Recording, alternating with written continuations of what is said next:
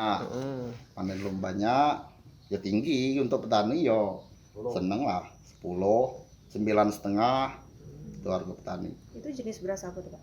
IR. IR.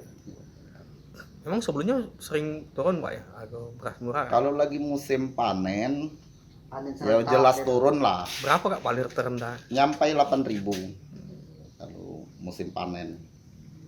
Kalau musim panen sendiri kapan ya Pak? Panen rayanya? Panen serempak.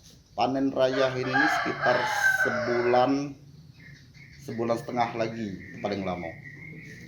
Itu yang serentak, banyaknya serentak tanam.